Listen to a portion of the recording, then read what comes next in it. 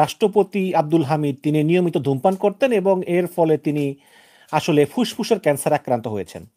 এবং আমরা এও জানলাম যে ডাক্তার তার জবাব দিয়ে দিয়েছেন। এখন এই মুহূর্তে তার চিকিৎসার আসলে তেমন কোনো উপকার হবে না মনে করেই তাকে আসলে দেশে ফেরত পাঠানো হচ্ছে। এবং যদিও এগুলো বলা উচিত না, হয়াত মউত আল্লাহর হাতে, কিন্তু অনেকেই ধারণা করছেন যে তার অন্তিম সময় সমাগত। আমরা অবশ্যই একজন মুসলমান হিসাবে আরেকজন মুসলমান আব্দুল হামিদ সাহেবের দ্রুত আরোগ্য কামনা করি। আল্লাহ পাক তাকে সুস্থ করে দিন। যদিও তিনি এই 10টা বছর ফ্যাসিবাদের দোসর ছিলেন এবং তিনি কখনোই শেখ হাসিনা সরকারের বিরুদ্ধে কোনো শব্দ উচ্চারণ করেননি। তাকে প্রশ্ন করেছিলেন আন্দ্রিব রহমান পার্থ যে আপনি কেন কিছু বলতেছেন না। তিনি বলেছেন যে বিগত কোনো রাষ্ট্রপ্রধানই সরকারের বিরুদ্ধে কথা বলেনি, তো আমিও বলবো না। তো এখন আপনারা জানেন যে এই এই এই রাষ্ট্রপতি আব্দুল হামিদ তিনি প্রায় কিছুদিন আগে বলতে আপনার গত 8ই মে মানে মে মাসের 8 তারিখে তিনি গোপনে তিনি বিমানবন্দরে গিয়ে দেশ ত্যাগ করেন এবং সেই সময় গোপনে বিমানবন্দরে দেশ ত্যাগ করার পর তখন সরকারের বিরুদ্ধে তুমুল সমালোচনা শুরু হয় এবং কে তাকে গোপনে দেশ ছেড়ে যেতে দিলেন তা নিয়ে হয় তীব্র বাকবিতণ্ডা এবং এর ফলে ইমিগ্রেশন ডিপার্টমেন্টের কয়েকজন লোককে সরকার চাকরিচ্যুত করে। কিন্তু আমরা গোপন খবর নিয়ে জেনেছি যে সরকারের সর্বোচ্চ পর্যায় থেকে নির্দেশনা ছিল তাকে দেশ ত্যাগ করতে দেওয়ার, কারণ সরকারের কাছে বাংলাদেশের ডাক্তারদের কিছু রিপোর্ট দেওয়া হয়েছিল যে আব্দুল হামিদ গুরুতর অসুখে আক্রান্ত এবং তার ওজন অনেক কমে গিয়েছে এবং তিনি তার লুঙ্গিটা পর্যন্ত ঠিকমতো পড়তে পারতেছেন না, তিনি কাউকে চিনতেও পারতেছেন না। এমত অবস্থায় তাকে বিদেশে যেতে দেওয়া হোক।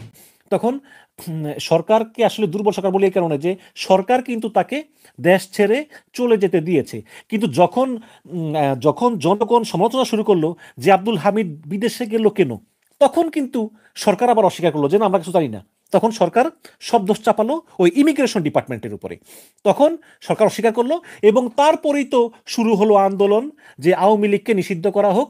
তারপরেই যমুনার সামনে বিক্ষোভ প্রদর্শন করলো অনেকে এবং সেই সঙ্গে সবাই বিক্ষোভ প্রদর্শন করার পরে প্রধান উপদেষ্টা ডক্টর মোহাম্মদ ইউনূস তার উপদেষ্টা পরিষদ নিয়ে একটা মিটিং করে আওয়ামী লীগের কার্যক্রম নিষিদ্ধ ঘোষণা করলেন। তো এই আওয়ামী লীগের যে নিষিদ্ধ ঘোষণা কার্যক্রম এটা কিন্তু শুরু হয়েছিল ওই আব্দুল হামিদের বিদেশ যাওয়ার মাঝে দিয়ে। তিনি সেই 8ই মে বুধবার দিবাগত রাত 3টা 5 মিনিটে থাই এয়ারওয়েজের একটি ফ্লাইটে তিনি চলে গিয়েছেন থাইল্যান্ডের রাজধানী ব্যাংকক। আব্দুল হামিদ বিমানবন্দরে যান রাত্র 11টার দিকে এবং প্রয়োজনীয় আনুষ্ঠানিকতা সেরে তিনি বিমানে চড়ে বসেন এবং দেশ ছাড়তে তাকে কিন্তু বাধা দেওয়া হয়নি। এবং জুলাই অভ্যুত্থানে অনেক মামলা হয়েছে এই আওয়ামী লীগের বিরুদ্ধে। সেখানে কিশোরগঞ্জে একটা মামলা হয়েছে, সে মামলায় শেখ হাসিনার সঙ্গে কিন্তু এই আব্দুল হামিদকেও আসামি করা হয়। তো ইমিগ্রেশন কর্তৃপক্ষ তখন বলেছিলেন যে যেহেতু আব্দুল হামিদের দেশ থেকে কোনো নিষেধাজ্ঞা নাই এর জন্য তাকে চিকিৎসার জন্য যেতে দেওয়া হয়েছে। সঙ্গে তার ছেলে এবং শ্যালক ছিলেন। এখন এই আসার সময়ও কিন্তু সঙ্গে তার শ্যালক এবং তার ছেলে রয়েছেন এবং আপনারা জানেন যে তিনি ডেপুটি স্পিকার প্রায় 15-20 বছর ধরে তিনি ডেপুটি স্পিকার ছিলেন, পরে রাষ্ট্রপতি হন এবং 2018 সালের 7 ফেব্রুয়ারি দ্বিতীয় মেয়াদ দায়িত্ব গ্রহণ করেন এবং সর্বশেষ 2023 সালের 24 এপ্রিল তিনি বর্তমান রাষ্ট্রপতি শাহাবুদ্দিন চুপ্পুর শপথ নেওয়ার পর থেকে আব্দুল হামিদ বঙ্গভবন ছেড়ে নিকুঞ্জের বাসায় আসেন এবং এটাও ধারণা করা হয় যে ডিবি হারুন এই আব্দুল হামিদের কাছ থেকেই প্রশ্রয় পেয়ে স্বৈরাচারী হয়ে ওঠেন। এখন প্রশ্ন হচ্ছে যে আব্দুল হামিদ এখন কিন্তু বিমানে আছেন এবং তার শারীরিক অবস্থা খুবই খারাপ। তিনি ফুসফুসে ক্যান্সার আক্রান্ত এবং এটা এখন 4th স্টেজে আছে, মানে মানে শেষ পর্যায়ে আছে। তো এই সময়ে জীবনের এই শেষ সময়ে আব্দুল হামিদ যদি বিমানবন্দরে নামেন তাহলে কি তাকে কিশোরগঞ্জের সেই হত্যা মামলা, যেই মামলায় শেখ হাসিনার সঙ্গে আব্দুল হামিদও আসামি, তাহলে কি গ্রেপ্তার করা হবে?